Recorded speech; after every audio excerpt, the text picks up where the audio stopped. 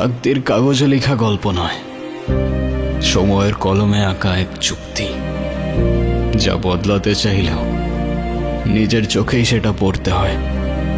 পালালে ছায়ার মতো পিছনায়, আর মেনে নিলে শিকল খুলে আকাশ দেখায়।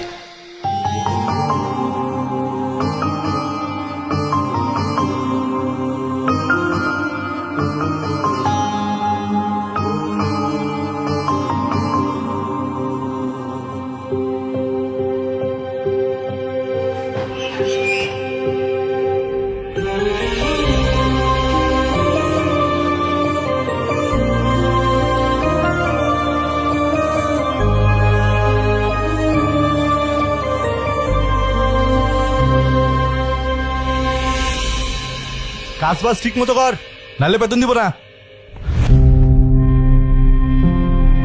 নানা যান, মামা যান, সবাই নিচায়েন, দেখেন কেডা এসছে। কত বড় ফাউল, ওখানে দাঁড়িয়ে ও চিৎকার চেঁচামেচি করছে। এই কি ব্যাপারটা কি? তুই ষাঁড়ের মতো চিল্লাচ্ছিস কেন বাড়ির সামনে দাঁড়িয়ে? কি কি ব্যাপারটা কি? কি হয়েছে দেখতেছেন না? দেখেন কেডা আইছে। কি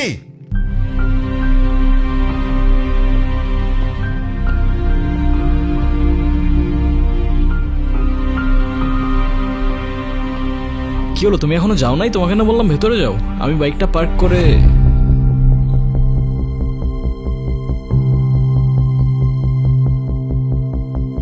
আসসালামু আলাইকুম। আপনি নিশ্চয়ই মামা। আপনার ব্যাপারে অনেক কিছু বলেছেও, আর আপনি মামি। বাহ, বেশ মিষ্টি দেখতে তো আপনি।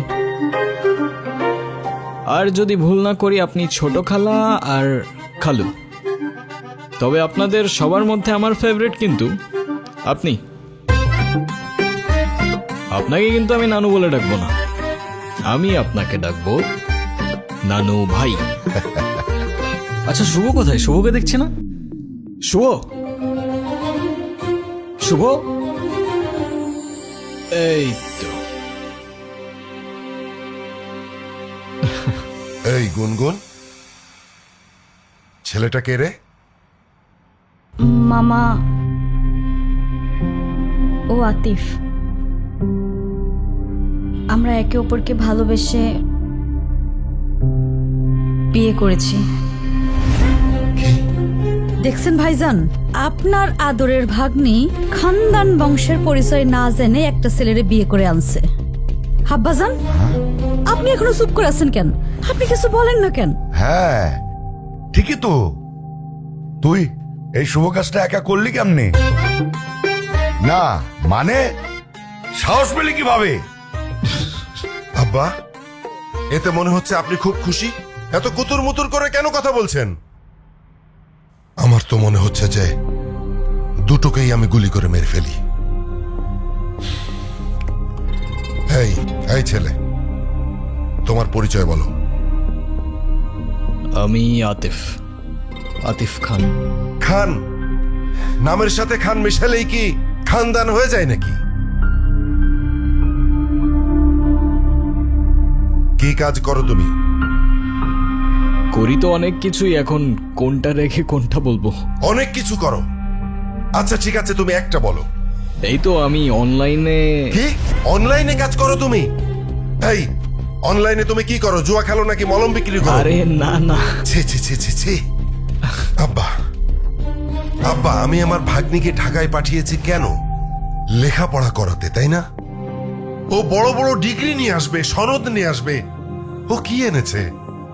হ্যাঁ এনেছে, একটা কিছু তো এনেছে। ও বাড়িতে একটা বনশিয়াল নিয়ে এসেছে। ছি। এই বলবার দাও, তোমার বাবাই খেলতে না করছে। তুমি কিছু মনে করো না, আমার ছেলেটা ওর মায়ের মতো একটু বেশি রাগী, তাই মাঝে মধ্যে ওরে আমি হাফ পাগল বলি। দেখলেই বোঝা যায়। নানু ভাই, তোমরাই তো চেয়েছিলে আমি বিয়ে করিনি, তাহলে এখন কেন সরগর পাকাচ্ছ? হ্যাঁ, আমি তোমাদের পছন্দ মতো বিয়ে করিনি, তাই বলে আমার জামাইকে এইভাবে অপমান করবে? এটা কিন্তু একদম ঠিক হচ্ছে না নানু ভাই। বাদ দে তো, এইসব একটু একটু হয়। আয় নাচ জামাই রে, উপরে আয়। চলো। চলো।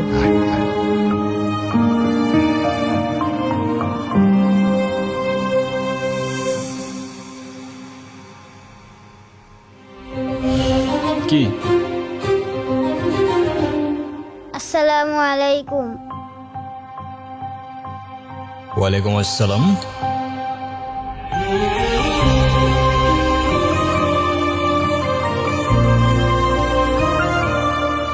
ভালোবাসার মানুষ তখনই সুন্দর যখন সে আমার আপন মানুষেরও ভালোবাসার মানুষ হয়।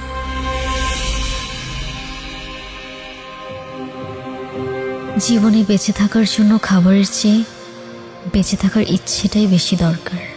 আর যদি সেই বেঁচে থাকার ইচ্ছেটা কোনো এক মানুষের জন্য হয়ে ওঠে, তাহলে জীবনে ঠিক তাকেই রাখতে হয় যে সত্যিই থাকতে চায়।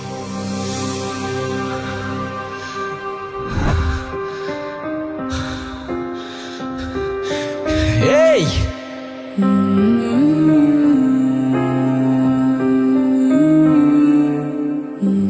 আরে কি করছেন আপনি? মাথা ঠিক আছে আপনার?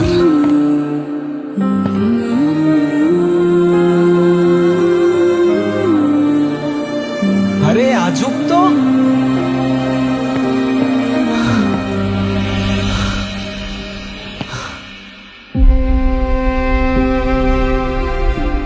কি সমস্যা কি আপনার? কি করছেন আপনি? আরে প্রবলেমটা কি আপনার? আরে কিছু বলছেন না কেন? মাথা ঠিক আছে আপনার? কি করছেন আপনি?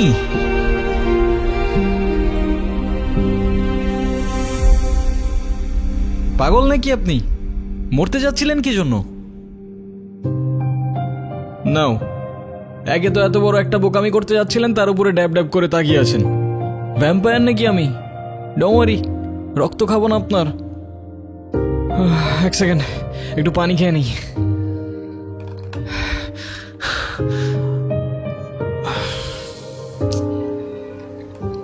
একে তো সুইসাইড করতে যাচ্ছিল, তার উপরে ড্যাব ড্যাব করে তাকিয়ে আছে।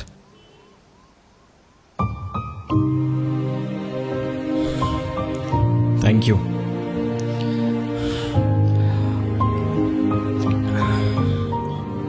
দেখেন, আমি জানি না আপনি কে, তবে এতটুকু জ্ঞান তো দিতেই পারি যে আপনার কষ্ট যতদিন আপনার ভেতরে চেপে রাখবেন না, সেটা বিষ হয়ে ভেতর থেকে আপনাকেই খেয়ে ফেলবে।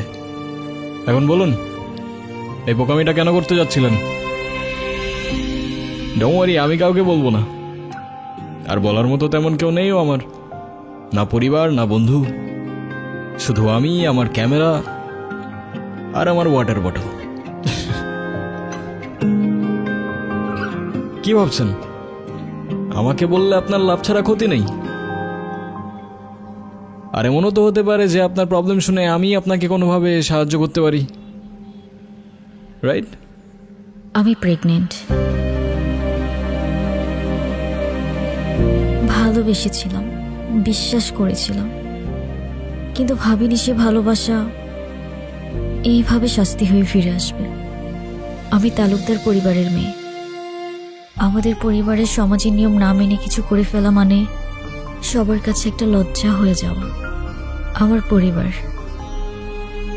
যারা বলে মেয়েরা হচ্ছে ঘরের সম্মান, আর তারা যখন জানবে আমি বিয়ের আগেই, কিচ্ছু বলবে না, শুধু চেয়ে থাকবে। আর ওদের ওই দৃষ্টিতে আমার বুকটা চিরে যাবে। ওরা বলবে না তুই মরে যা, কিন্তু আমি বুঝে যাব আমার মরে যাওয়াই উচিত। ভেবেছিলাম এখান থেকে ঝাঁপ দিলে হয়তো সব ঝামেলা এখানেই থেমে যাবে, না প্রশ্ন, না অপমান, না দোষ, কোনো কিছুরই সম্মুখীন হতে হবে না। ভিতরের চিৎকারটা এখানেই থেমে যাবে।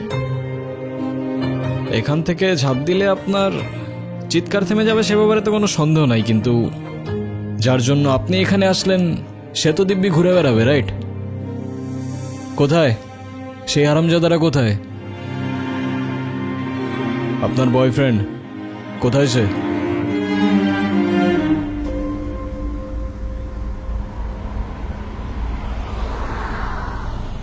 দেখ রাফিস, তুই অন্যর সাথে অনেক দিন ধরে আসস, এখন কিন্তু ওর বাসা থেকে রীতিমতো বিয়ের জন্য চাপ দিতেছে।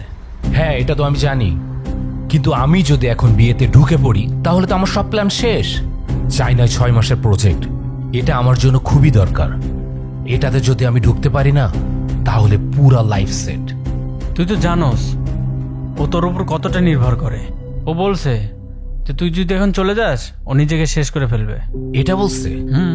মেয়ে মানুষের আবেগ বুঝোস তুই? ওরা একটু হলে বেশি রিয়াক্ট করে। আর আমি তো ওরে বলি নাই বিয়ে করব না, আমি তো ওরে বিয়ে করব, কিন্তু চায়না থেকে আসার পর, এখন না।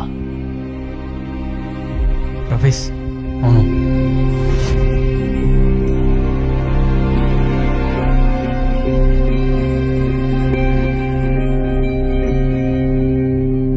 তাহলে তুমি যাচ্ছ? আমি এই সুযোগটা কোনোভাবে হাতছাড়া করতে চাচ্ছি না। চাইনা প্রজেক্ট, এটা আমার ফিউচারের জন্য খুবই দরকার। আর আমাকে? আমাকে দরকার নেই তোমার? তুমি কি একটাবারও ভেবেছ তুমি চলে গেলে এরপর কি হবে? আচ্ছা, তুমি জানো যে আমি তোমার জন্য কি ভাবি না ভাবি, কিন্তু আমি যদি এখন বিয়ে ঠিয়ে করি তাহলে আমার সব গুলিয়ে যাবে। তার মানে আমি সব গুলিয়ে দিচ্ছি? তুমি কেন বুঝতে চাচ্ছ না? আমি যদি 6টা মাস সবকিছু ভালোভাবে হ্যান্ডেল করি তাহলে আমরা একটা স্টেবল লাইফ পাবো। আমরা? তুমি তোমার লাইফটা গুছাচ্ছ, সেখানে আমি কোথাও নেই।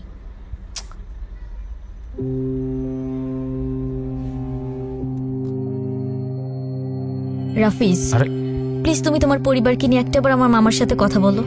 তোমার এক্ষুনি বিয়ে করতে হবে না, তুমি যা করার চায়না থেকে এসেই করো। আমার মামা, নানু ভাই সবাই রীতিমতো পাগল হয়ে যাচ্ছে বিয়ের জন্য। আমাকে শুধু 7 দিন সময় দিয়েছে, আমি আর পারছি না রাফিজ। তুমি কেন বুঝতেছো না? সারাক্ষণ শুধু কান্নাকাটি করবা আর নিজেরটাই ভাববা। একটু আমারটা ভাবতে শিখো। ব্যাটারি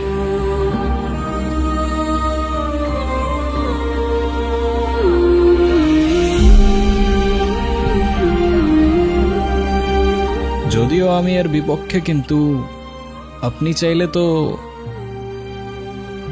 একজন মায়ের পক্ষে নিজের সন্তানকে মেরে ফেলা এতটা সহজ নয়। তার হৃদস্পন্দন, তার প্রাণ এখন আমার শরীরে। আমি কিভাবে থামিয়ে দিব সে প্রাণ? বুঝলাম। আর তাই তো সেই প্রাণের সাথে সাথে নিজের প্রাণটাও থামিয়ে দিচ্ছিলেন, রাইট? হ্যাঁ, চেয়েছিলাম, কারণ আমি নিজের পাপের বোঝা নিজে বইতে পারবো। কিন্তু আমার সন্তানের দিকে কেউ আঙুল তুললে আমি সহ্য করতে পারবো না। সবই বুঝলাম, কিন্তু এটা মনে রাখবেন যে আপনার ভুলের প্রায়শ্চিত্ত না সেই নিষ্পাপের জীবন দিয়ে হবে, আর না আপনার জীবন দিয়ে। It is what it is. জীবনের এই মুহূর্তে এসে আমি সত্যিই জানি না আমার কি করা উচিত, কোথায় যাওয়া উচিত। তাহলে আমি বলবো আপনি বাড়িতে চলে যান, কারণ সেটাই হবে যেটা আপনার তাকদিরে লেখা আছে। না না, আমি বাড়িতে যেতে পারবো না। বাড়িতে গেলে আমার ওদের পছন্দ মতো বিয়ে করে নিতে হবে, যেটা আমার পক্ষে সম্ভব না।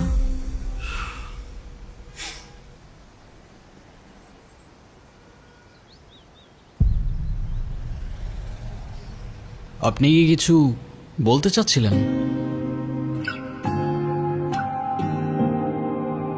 আরে প্রবলেম নাই, বলে ফেলুন না। আপনি আমাকে বিয়ে করতে পারবেন? হোয়াট? সত্যি না, মিথ্যে। আরে বুঝাই বলেন না, আমি কিছু বুঝতে পারতেছি না, মাথায় ঢুকতেছে না কিছু আমার। ধরুন আমি আপনাকে স্বামী সাজিয়ে আমাদের বাড়িতে নিয়ে গেলাম, কিছুদিন পর আপনি ওখান থেকে চলে যাবেন। তখন তো আমার সন্তানের পরিচয় নিয়ে কেউ প্রশ্ন তুলতে পারবে না। তারপর রাফিজ যখন আসবে তখন বিয়ে করে নেব। সরি, আমি আসলে বুঝতে পারছি না আমি কি বলছি না বলছি। আপনি কেনই বা আমার জন্য এত কিছু করবেন? সরি। আচ্ছা চলেন। আপনার জন্য মা হবেন না আপনি? একজন মায়ের জন্য এটুকু তো করাই যায়, বলেন? চলেন। আসেন আসেন, আর ভেবে লাভ নাই।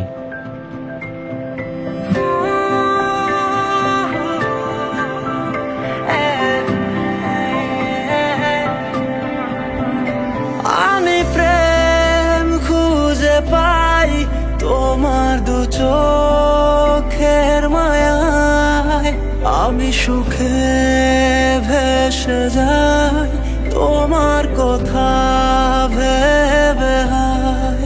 তুমি আমার সেই তুমি, যার ভাবনায় ফাগুন আসে, নিমেষে ফুটে ফুলছে তোমার উড়ন্ত কালো চুলে। নিজেকে আমি হারিয়ে ফেলি, তুমি সামনে আসো যখন, আমি তোমার টানে তোমার নামে লিখেছি গান সারাক্ষণ। তুমি আমার হয়ে থেকো ভালোবেসে সারাটা জীবন, আমি তোমার টানে তোমার নামে লিখেছি গান সারাক্ষণ। তুমি আমার হয়ে থেকো ভালোবেসে সারাটা জীবন।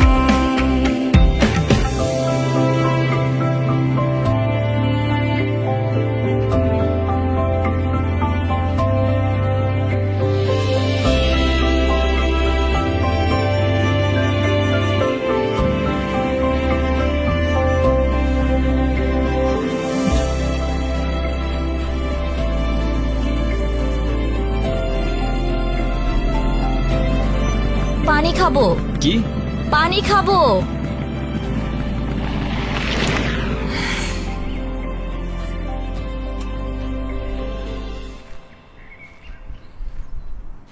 পানি? এখানে তো পানি তো শেষ। আচ্ছা তুমি দাঁড়াও, আমি নিয়ে আসি। হ্যাঁ, 2 মিনিট। আজকে কিন্তু বাসিটা মজা ছিল।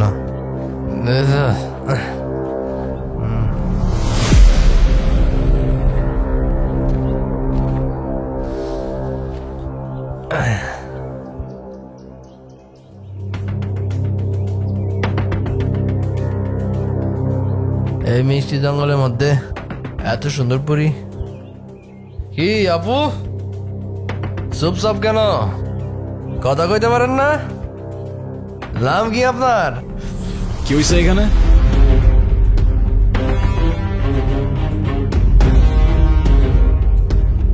কিছু না ভাইয়া।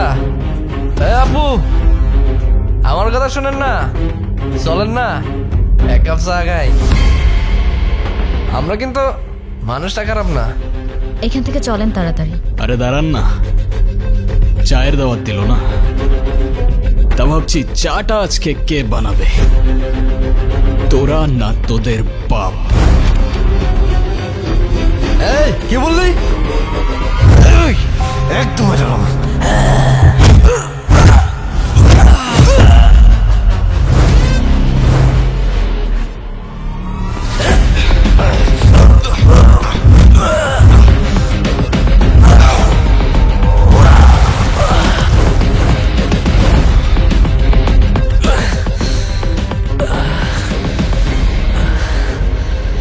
কিরে, লিকারটা কেমন ছিল?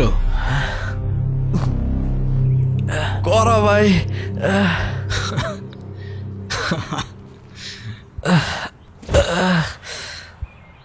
ভাই কি হয় আপনার? আমার ওয়াইফ।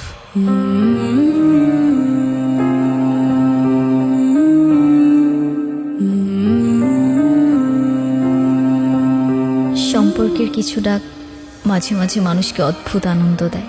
আসলে যা সত্য সেটাই সুন্দর। আচ্ছা, এরকম মন খারাপ করে বসে থাকলে হবে? যা হবার তা তো হয়েই গেছে। গুনগুন তার পছন্দ মতো বিয়ে করেছে, এতে রাগ করার কি আছে? তুমি রাগ করো, অভিমান করো, আর যাই করো না কেন, এতে ওদের কিছু আসবে যাবে না। তুমি কেন ব্যাপারটা বুঝতে পারছো না? আমি শিওর এই ছেলে একজন ডিজিটাল জুয়ারি। ওদের কাজ হচ্ছে বড়লোক ঘরের মেয়েদেরকে খুঁজে বের করা, তারপর তাদেরকে টার্গেট করে। শুধুমাত্র টাকার লোভে এই ছেলে আমার ভাগ্নিকে বিয়ে করেছে, আর কিচ্ছু না। কোত্থেকে আসে তোমার মাথায় এসব বুদ্ধি? আমায় বলবা, আমি তো বুঝতে পারি না। আর আমার ছেলেটাকে দেখে এত খারাপ কিছু মনে হয়নি। ছেলেটা ভালো ছেলে। আমার ধারণা গুনগুন এই ছেলের সাথে ভালো থাকবে।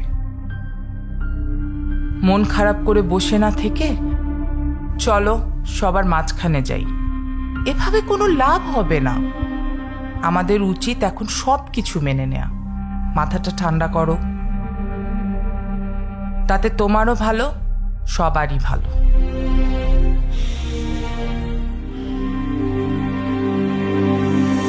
শুনছো, আজ কিন্তু আমাদের নাতনিটা নতুন জীবন শুরু করলো। তোমার কত ইচ্ছে ছিল এই দিনটা দেখা। যাক, অন্তত আমি ওর বিয়েটা দেখে যেতে পারলাম। নাচ জামাইটা দেখতে কিন্তু রাজপুত্রের মতো। আমাকে ভাই বানিয়ে ফেলেছে। আমি এখন একা নয়। যাক, বাঁচা গেল। গুনগুনের বিয়েটা শেষমেশ হয়েই গেল। ছেলে কি করে? অনলাইনে কি যেন কাজ করে। আমিও দেখব সে তার জামাইকে নিয়ে কত প্রশংসা করতে পারে। আমি সাধারণ একজন উকিল বলে কম খোটা আমাকে সহ্য করতে হয় নাই। আর একটা কথা না বললেই নয়, আমি নাকি ঘর জামাই। তোমার বাপ ভাইয়ের টাকায় আমি খাই, তোমার বাপ ভাইয়ের টাকায় আমি চলি।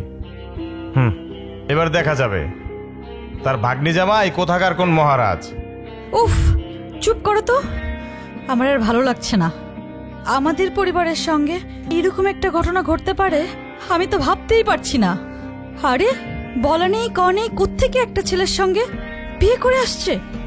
বাবা, আমরা তো কখনো সাহসই পাইনি এগুলো কল্পনা করার। আরে শত হলেও মানলাম গুনগুন আমার বড় অপার মেয়ে, কিন্তু এই ছেলেটা আমার কি মনে হয় জানো, ভালো বংশের মেয়ে পেয়েছে না, ওটা দেখে ফাঁদ পেতে গুনগুনকে বিয়ে করে নিয়েছে।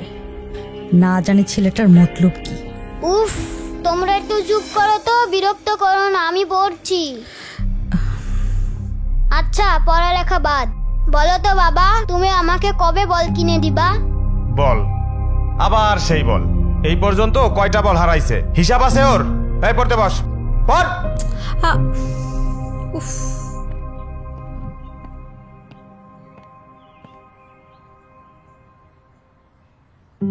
কি কিছু বলবা? না, এই সব কিছুর মধ্যে আমি একটা জিনিস বুঝলাম না। তা কি বুঝতে পারো নাই তুমি? তুমি এইসবে রাজি কেন হলে? এত বড় রিস্ক যদি কেউ জানতে পারে তাহলে তো তোমারও তো একটা জীবন আছে। তোমার ভয় লাগলো না? আমার জীবন তো রিস্কের উপরেই চলে। আর তাছাড়াও সবার লাইফের পূর্ণতাতেই তো কারোর না কারোর একটা ইম্পর্টেন্ট ক্যারেক্টার থাকে। তো কে জানে, হতে পারে খোদার তরফ থেকে তোমার লাইফের সেই ইম্পর্টেন্ট ক্যারেক্টারটা আমি। হতেও তো পারে না। Thank you. তোমার মতো মানুষ তাকদিরে থাকলে হয়তো জীবনটা অনেক সহজ হয়ে যেত। তাকদিরে লেখা ছিল বলেই তোমার সাথে আমার দেখা হয়েছে।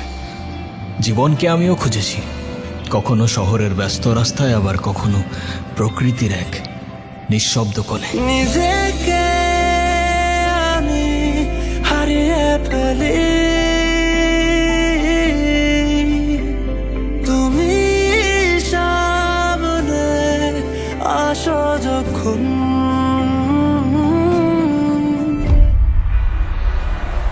অবশেষে আমি আমার জীবনকে দেখতে পাই ক্যামেরায়। আমি তোমার টানে, তোমার নামে লিখেছি গান সারাক্ষণ। তুমি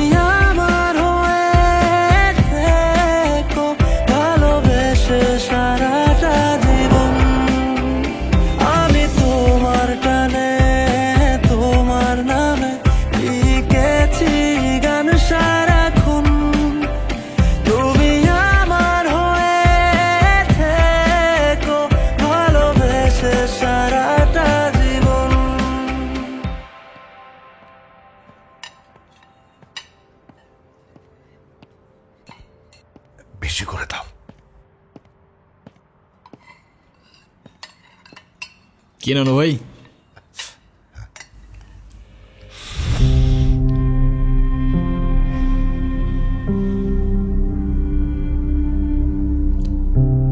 আচ্ছা ভাই, তোমরা তো নিজেরাই পছন্দ করে বিয়ে করছো, তা তোমাদের প্রথম দেখা হয়েছিল কোথায়? ঢাকায়। গাজীপুর।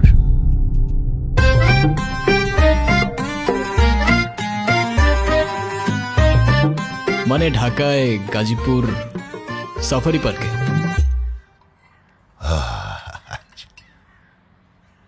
আসলে নানু ভাই, আমি সাফারি পার্কে ঘুরতে গিয়েছিলাম।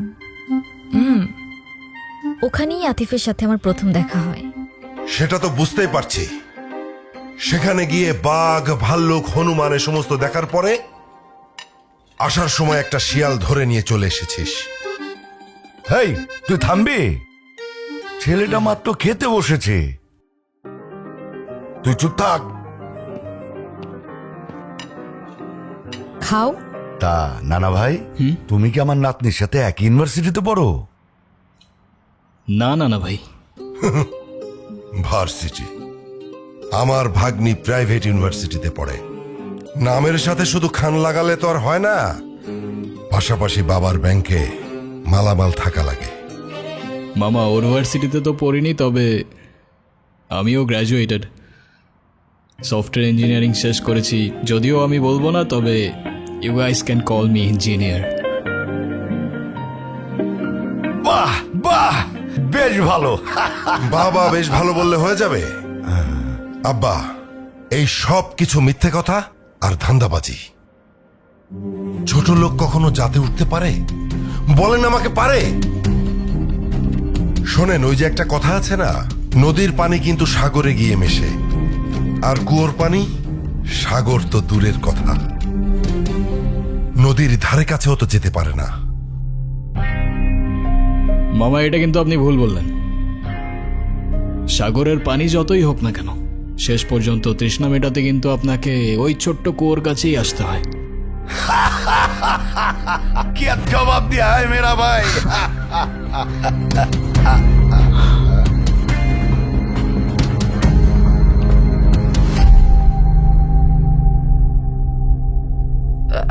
তোমরা খাও।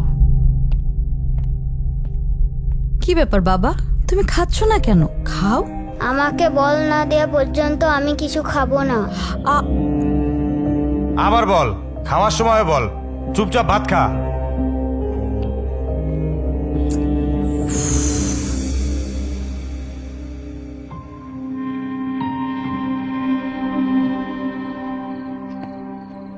কি শুনলাম তুমি নাকি ঠিকমতো পড়াশোনা করো না? আমার আর পড়াশোনা করতে ভালো লাগে না। পড়াশোনা করতে ভালো লাগে না তো কি করতে ভালো লাগে? ক্রিকেট খেলতে ভালো লাগে। সে তো ভালো কথা, কিন্তু তুমি যদি ভালো করে পড়াশোনা না করো, তুমি বড় হয়ে ক্রিকেট খেলবে কিভাবে? কেন? কারণ খেলার মাঠে তো ব্রেইন চাই, আর পড়াশোনা না করলে ব্রেইন কোত্থেকে আসবে? খেলার মাঠে আরও স্ট্র্যাটেজি চাই, আর তুমি যদি স্কোরবোর্ডের নাম্বারই না বুঝতে পারো, তুমি খেলবে কি করে? তাহলে এখন আমি কি করব? তুমি এখন থেকে প্রতিদিন ঠিকমতো পড়াশোনা করবে। হ্যাঁ, মজা করবে, খেলবে, সবই করবে, সাথে পড়াটাও করবে। কারণ পড়াশোনা মানে কিন্তু শুধু বই মুখস্থ করা না, পড়াশোনা মানে তোমার স্বপ্নের জন্য নিজেকে তৈরি করা। আচ্ছা। এখন তুমি যদি আমাকে কথা দাও যে যে তুমি এখন থেকে ঠিকমতো পড়াশোনা করবে, তাহলে যাও, এই বলটাও তোমার। যাও, কথা দিলাম, প্রমিস। এখন আমাকে বলটা দাও। নাও। আচ্ছা, বাই দ্য ওয়ে, তোমাকে না বল কেনার জন্য টাকা দিলাম? সেইটা কি আর থাকে? সেইটাও আম্মু নিয়ে নিছে, ঈদের সালামিটাও আম্মু নিয়ে নেয়। আমি যে কবে বড় হব।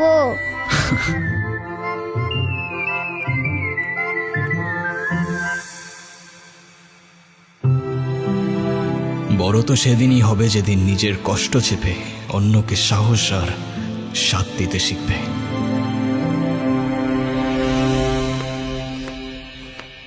আসসালামু আলাইকুম নানু ভাই। ওয়ালাইকুম, বসো। আসসালামু আলাইকুম মামা।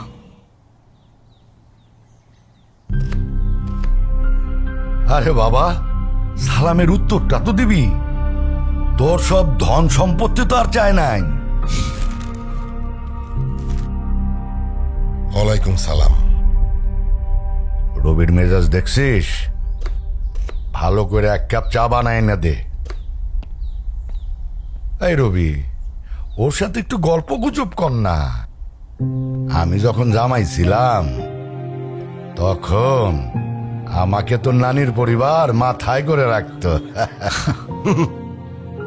তার তো কারণ ছিল আব্বা, সেটা আপনি খুব ভালো করে জানেন।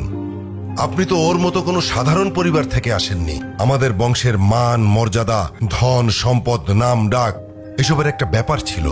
আমার না আপনার জন্য খুব আফসোস হচ্ছে মামা। ইফ আম নট রং, আমি যতদূর বুঝতে পারলাম আপনার কাছে খানদান, প্রপার্টিজ, নাম ডাক এসব কিছু ইম্পর্ট্যান্ট। মায়া, টান, ভালোবাসা এসব কিছু না। আমার ভাগ্নিকে তো বিয়ে করেছ, তা বউকে কি খাওয়াবে? সকাল বেলায় এক বাটি প্রেম আর রাতের বেলায় এক বাটি ভালোবাসা, তাই তো? আরে মামা, আমারই তো বউ, কতটুকুই বা খাবে বলেন? সমস্যা নেই। আর তারপরেও যদি কম পড়ে যায়, একজনেরটা না হয় দুজনে ভাগাভাগি করে নেব। যে সমস্ত মানুষের পকেটে টাকা থাকে না, তারা সবসময় এই সমস্ত ফালতু কথা বলে। ফালতু কথাকার। আচ্ছা, আপনি কখনো ভেবেছেন, আপনি যেমন আপনার ভাগ্নিকে একটা লাক্সারিয়াস লাইফস্টাইল দিয়েছেন, সেটা একটা কৃষক কিন্তু তার সন্তানদের দিতে পারে না। তার মানে কি সে তার সন্তানদের ভালোবাসে না? আমি জানি আমার কথাগুলো আপনার মানতে একটু কষ্ট হবে, তবে বিশ্বাস করুন, কৃতজ্ঞতা আর সম্পর্কের মূল্যতেই থাকে ভালোবাসার পারফেকশন। তা ভাই, তোমার পরিবারে কে কে আছে? সবাই, কিন্তু কেউ নেই। ছোটবেলাতেই একটা অ্যাক্সিডেন্টে সবাই চলে যায়। তারপর আমাকে রেখে আসা হয় এতিমখানাতে। সেখান থেকে অবশ্য একজন ভদ্রলোক আমাকে নিয়ে গিয়েছিলেন, বেশ ভালোই বাসতেন আমাকে। তার কিছুদিন পর সেও চলে গেলেন, তবে সাথে থেকে গেল তার রেখে যাওয়া ভ্যালিউজ আর এডুকেশন। তারপর একটু একটু করে কিছু টাকা জমিয়ে অনলাইনে ক্লোদিংয়ের বিজনেস শুরু করি। সেখান থেকে আমার লাইফের টার্নিং পয়েন্ট শুরু হয়। তারপর শখের বসে ফটোগ্রাফি, আরও কত কি। ও হ্যাঁ, আর আমার নিজের একটা রেস্টুরেন্টও আছে মুর্শিদগঞ্জে, আলহামদুলিল্লাহ। তবে আমি বিশ্বাস করি যে জীবনে টাকা দিয়ে সুখ কেনা যায় না, ঠিক। যদি না সেই সুখ তাকদিরে লেখা থাকে।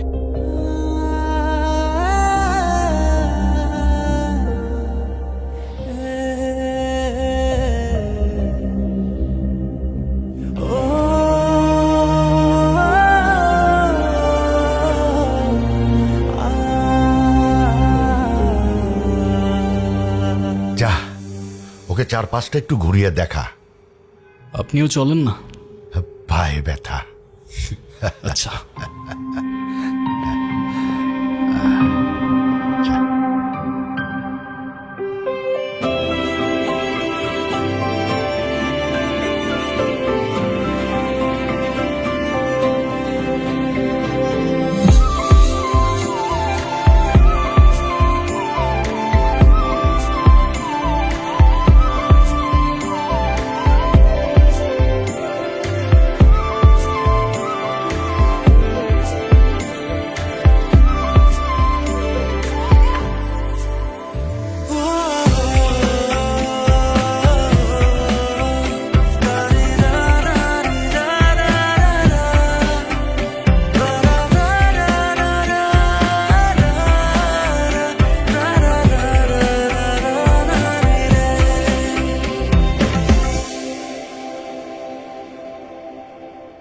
এটা আমার সবচেয়ে প্রিয় জায়গা।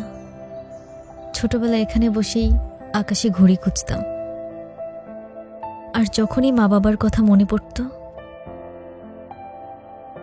একা একা বসেই কাঁদতাম।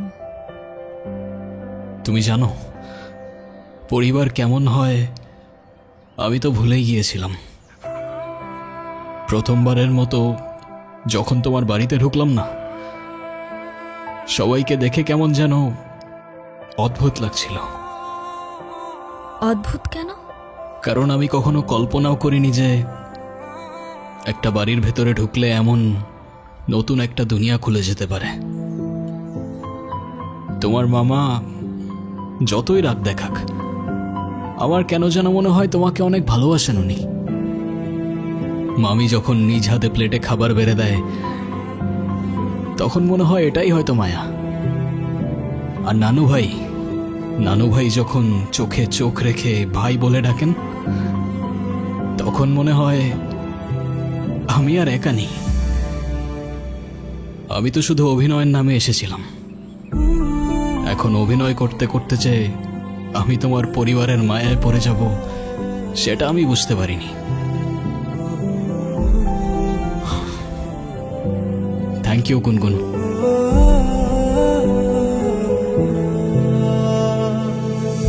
চুপচাপ বসে আছো কেন?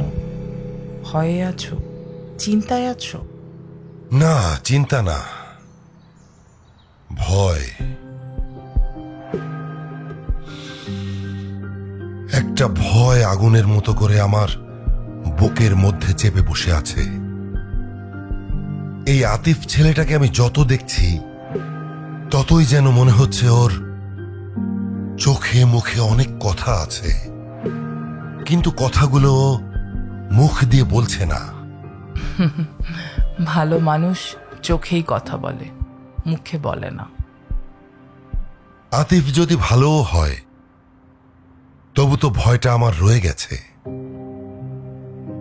আমার বোনকে আমি আমার চোখের সামনে নিঃশেষ হয়ে যেতে দেখেছি।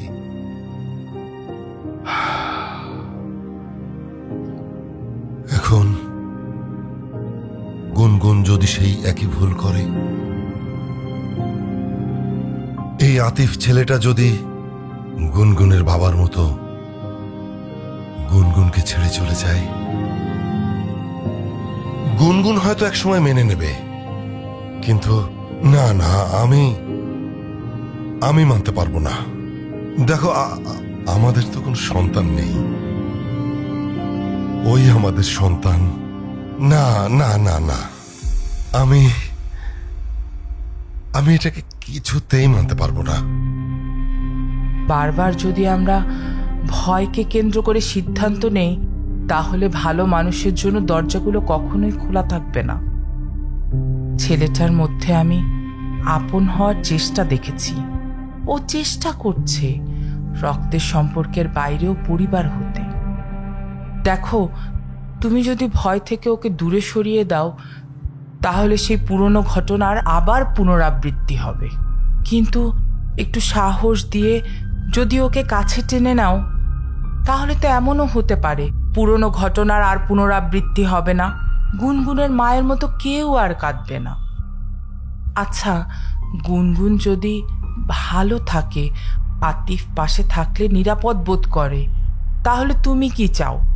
তুমি কি চাও তোমার পুরনো ভয় আবার পুনরাবৃত্তি হোক? তবু ভয় আমার মন থেকে যাবে না। তবে তোমার কথা শুনে এখন মনে হচ্ছে যে ভয়কে জয় করার সময় বোধহয় চলে এসেছে। ভয় নয়, সাহস দিয়েই নতুন জীবন শুরু করতে হয়।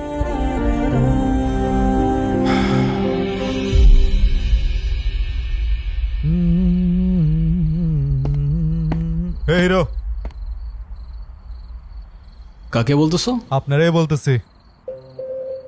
আরে আপনারে তো দুলাভাই ডাকতে মনেই ছিল না। আসলে আমি মামাজানের মতো সব বনারে পাত্তা দিই না।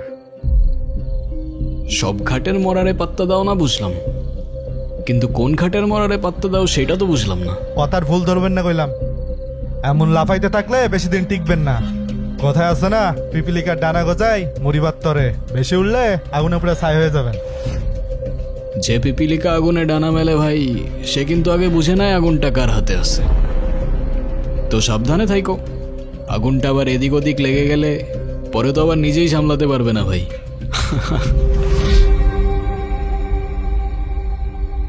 আপামনি এটা কি জিনিস ধরে আনছে? পুরাই ঠান্ডা মাথার জিনিস।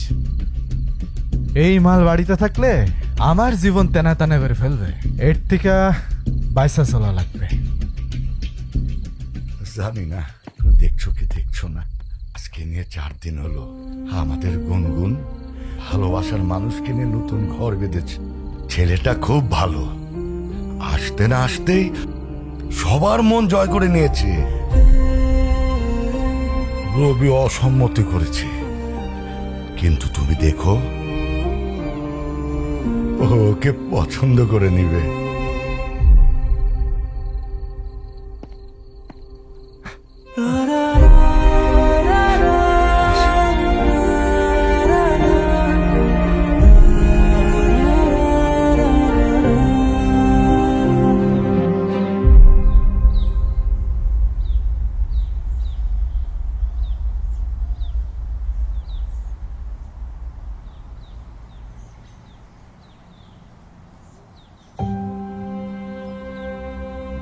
তুমি এখনো ঘুমাওনি?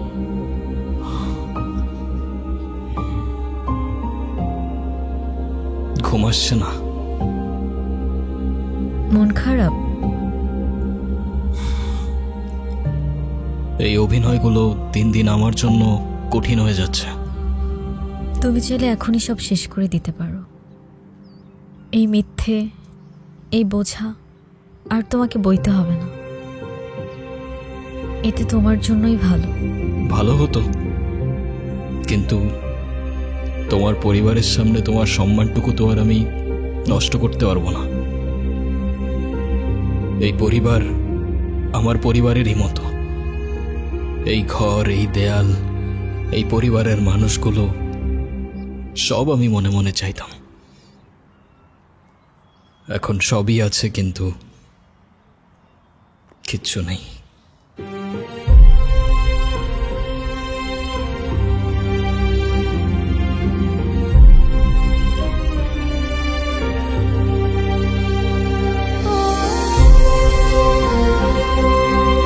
কি ব্যাপার, ওরা দুজন দু জায়গায় কেন? বুঝছি, মান অভিমান চলতেছে।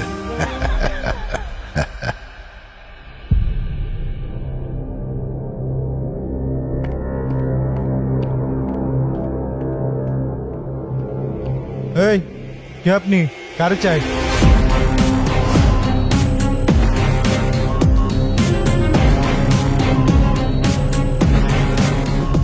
আমি রাফিজ, গুনগুনের বয়ফ্রেন্ড। বয়ফ্রেন্ড?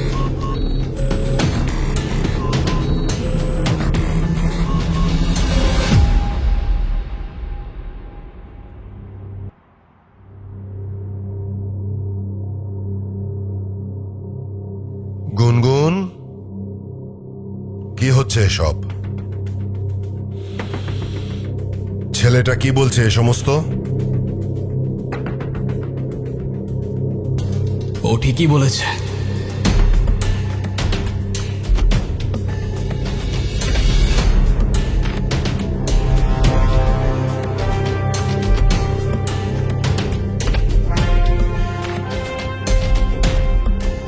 আমি গুনগুনের কিছুই না। আমাদের বিয়ে হয়নি, আর এতদিন যা ছিল তার পুরোটাই ড্রামা।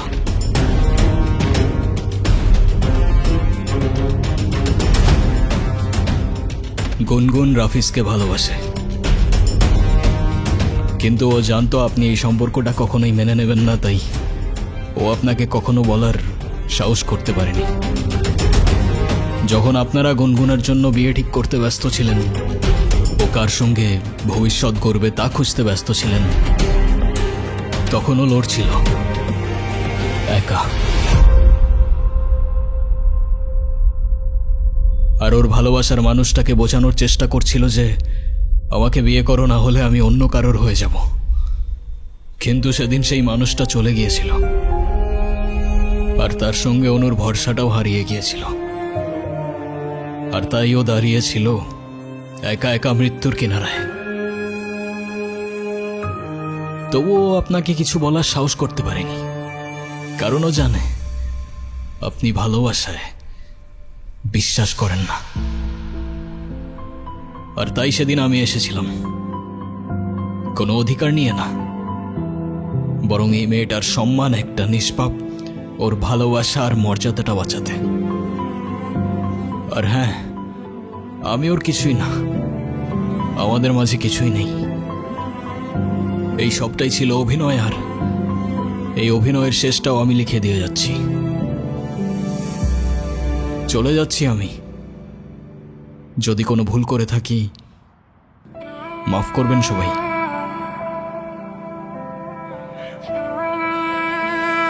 আতিফ, আমি তোমাকে মিথ্যে বলেছিলাম।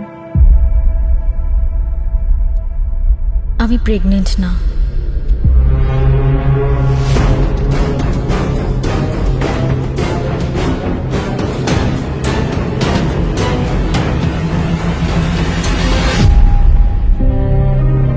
রাফিজ চলে যাওয়ার পর আমি নিজেকে একা করে রাখতে চেয়েছিলাম।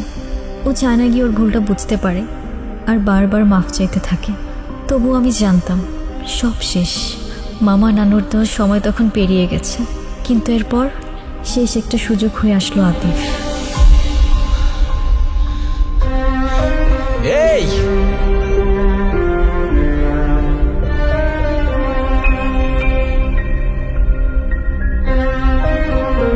ও ভেবেছিল আমি আত্মহত্যা করব, কিন্তু আতিফের কেউ না থাকা, অন্যের জন্য ভাবার কারণে আমি প্রেগনেন্সির মিথ্যে নাটক সাজাই। রাফিজের যাওয়ার সময়টার কথা ভেবেই আমি আতিফকে মিথ্যা বলি।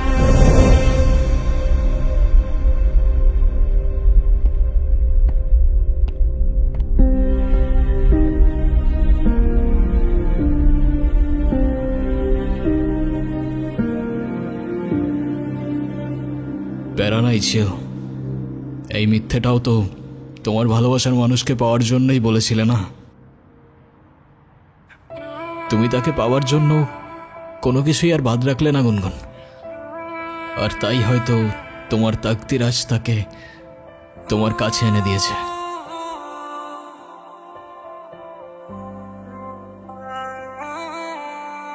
ভালো থেকো।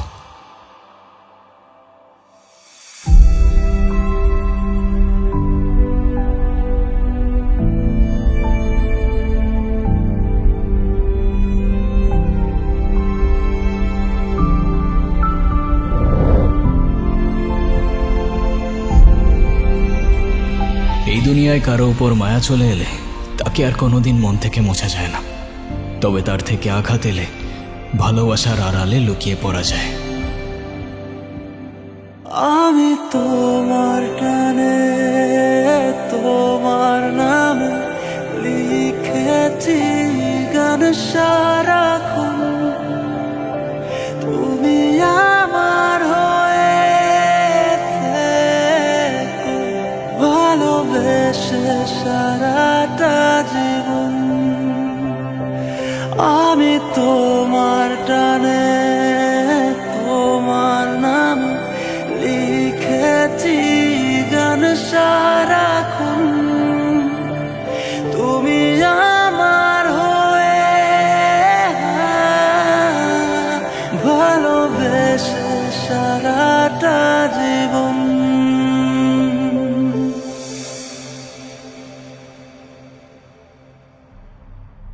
সরি গুনগুন, আমার জন্য তোমার অনেক কিছুই ফেস করতে হয়েছে। তুমি চায়না থেকে চলে কেন এলে? আরে এলাম, চায়নায় অনেক কিছু করার সুযোগ আছে। আরে চায়নায় গিয়ে এবার কি হয়েছে জানো? আমার নতুন কিছু বায়ের সঙ্গে পরিচয় হয়। ওরা তো বাংলাদেশে ব্যবসা করতে আগ্রহী, এর জন্য ওরা পার্টনার খুঁজছে। মানে আমি বলতে চাচ্ছিলাম যে যেহেতু নতুন বায়ার, ওদের সঙ্গে যদি আমি ইনভেস্ট করতে পারি তাহলে আমার ফিউচারের জন্য খুবই উপকার হবে আর কি। গুনগুন, তোমার মামার তো অনেক সম্পত্তি, মানে টাকা পয়সা আছে আর কি। আচ্ছা তোমার মামা তো তোমাকে অনেক বেশি ভালোবাসে, আদর করে। তোমার মামা কি তার ভাগ্নিকে খালি হাতে বিয়ে দিবে?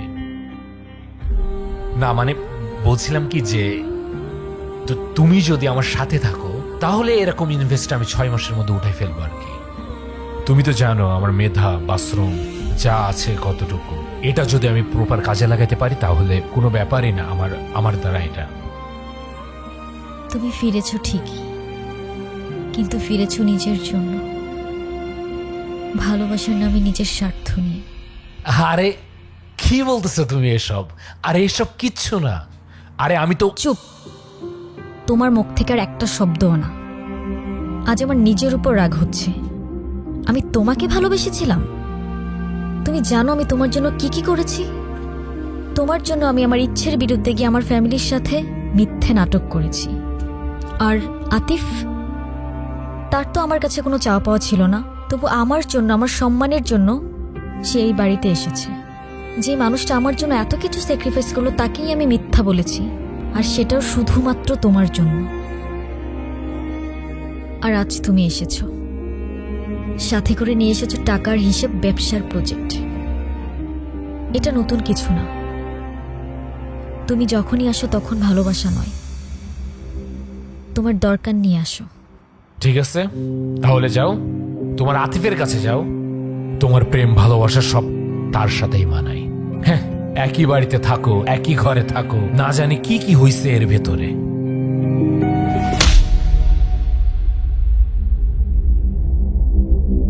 আমি তোমাকে ভালোবাসি না। তুমি এখন এই মুহূর্তে এখান থেকে চলে যাবা। যাও।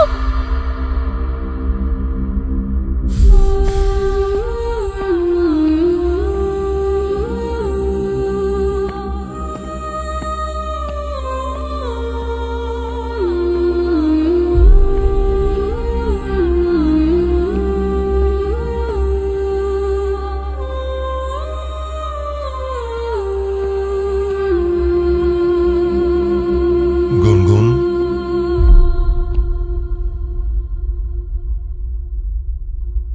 মারে, তুই আজকে যেটা করেছিস একদম ঠিক কাজ করেছিস। আমি না তোকে কোনোদিন বুঝিনি, বুঝবো কি করে? বোঝার চেষ্টাই তো করিনি। তোকে শুধু সুখে রাখতে গিয়ে আমি সব কিছু তোর উপর চাপিয়ে দিয়েছি। কিন্তু মা, সুখ জোর করে আসে না। সুখ তাকদিরে থাকতে হয়, জোর করে আসে না।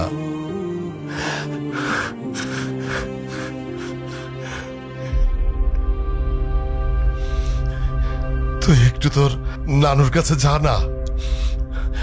আব্বা খুব ভেঙে পড়েছে। আতিফ বাসা থেকে চলে গেল আর আব্বা কান্নাকাটি শুরু করেছে। যা মা, একটু তোর নানুর কাছে যা।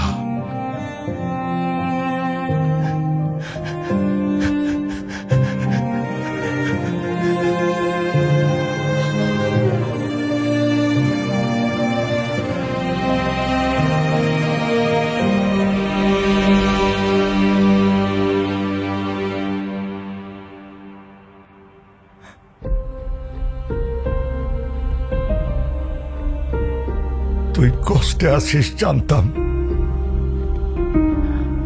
কিন্তু এতটা বুঝতে পারি নাই রে বোন। জানিস বোন, ভালোবাসা মানে শুধু পাশে থাকা না। ভালোবাসা মানে না থেকেও কারোর জন্য বুকটা কাঁপে।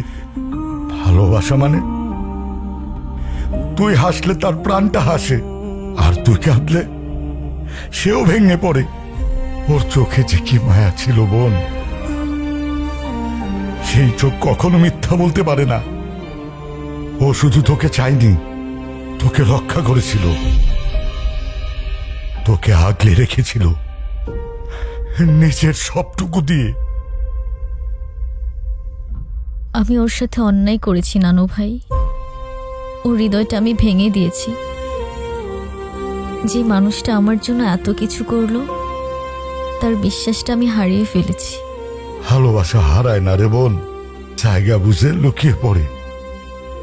তাকদিরে লেখা থাকলে ওরে ঠিকই পাবি।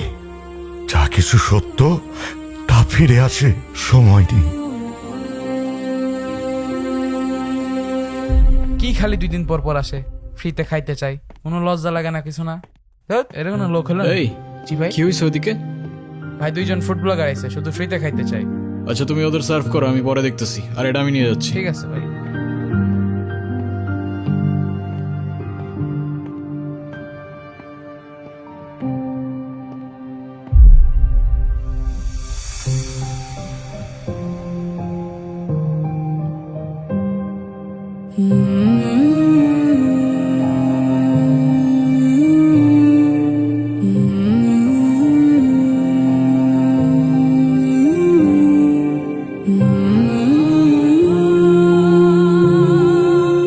তুমি এখানে?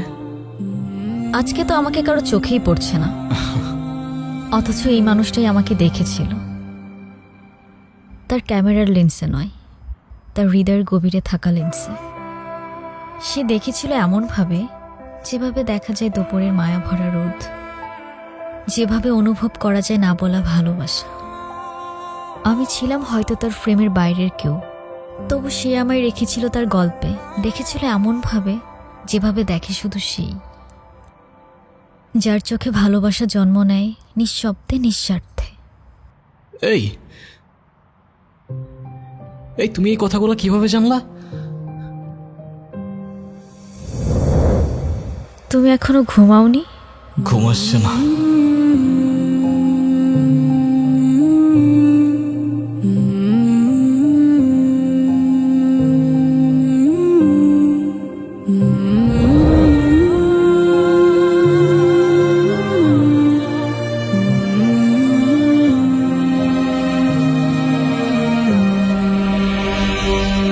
এখন আর এসব জেনেও কি? সে তো তার তাকদিরে লেখা মানুষকে পেয়েই গেছে। আমি তো শুধু একটা ছায়া ছিলাম, আলো তো ছিল অন্য কারোর জন্য। চায় না জিনিস, তাই ভেঙে যাওয়ার আগেই ছুঁড়ে ফেলে দিয়েছি। আমি আমার ক্যামেরায় অনেক কিছু দেখি জানো, আলো, ছায়া, রং, মানুষের মুখ, মুহূর্ত ধরে রাখি ফ্রেমে। তবে আমার সবচেয়ে পছন্দের ছবিটা কখনো আমার ক্যামেরায় তুলে উঠতে পারিনি, কারণ সেই ছবিটা ছিল আমার কল্পনায়। আর তার পাশে হয়তো তোমার ছবি। তুমি যখন আমার ডায়েরিটা পড়েছো, তার মানে আমার ভাঙা স্বপ্নগুলোকেও দেখেছো। তুমি তোমার ক্যামেরায় কত কিছুই না দেখো, দুনিয়ার সব রং, রূপ, কিন্তু তুমি যখন আমার জীবন থেকে চলে গেলে, আমার সব রং হারিয়ে গেল। আমি বুঝে গিয়েছিলাম যে চলে যায় সে হারিয়ে যায় না, যদি তাকদিরে তার জন্য ঠিকানা লেখা থাকে। তোমার তাকদিরে আমি আছি কিনা সেটা আমি জানি না, তবে সেই ছোটবেলা থেকেই একটা জিনিস চাইতাম জানো, একটা ঠিকানা, যেখানে সন্ধে হয়ে যাওয়ার পর কেউ বলবে তাড়াতাড়ি ফিরে এসো, সকালবেলা ঘুম থেকে উঠে কেউ বলবে ঘুম ভালো হয়েছে, আর দিন শেষে খাবার রেখে বলবে ঠান্ডা হয়ে যাবার আগে ভাতটা খেয়ে নাও। এখন তুমি যদি বলো আমি তোমার তাকদিরে আছি, তাহলে আমার সেই ঠিকানার নাম হয়ে যাবে তুমি। এখনো যদি না বুঝো, সেই ঠিকানায় আমি দাঁড়িয়ে আছি, তোমার সামনে, তোমার হয়ে। তবে শুধু ভালোবাসার জন্য না, একসাথে বাঁচার জন্য, একটা জীবন গড়ার জন্য, যে ঠিকানায় শুধু তুমি আর আমি। এবার তুমি বলো, আমি তোমার তাকদিরে আছি কি?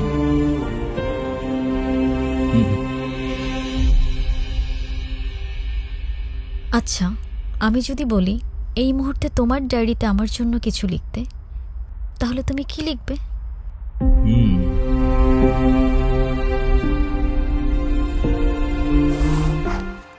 0? আমি তোমার লাইফে 0? ডিপেন্ডস। এখন তুমি যদি 0 মানে শূন্য দেখতে চাও, তাহলে সেটাই। তবে আমার পয়েন্ট অফ ভিউটা একটু আলাদা। আমার পয়েন্ট অফ ভিউতে এই সিম্বল ছাড়া কোনো সংখ্যাই পরিপূর্ণ হয় না। দেন 0 মিন্স ইউ কমপ্লিট মি।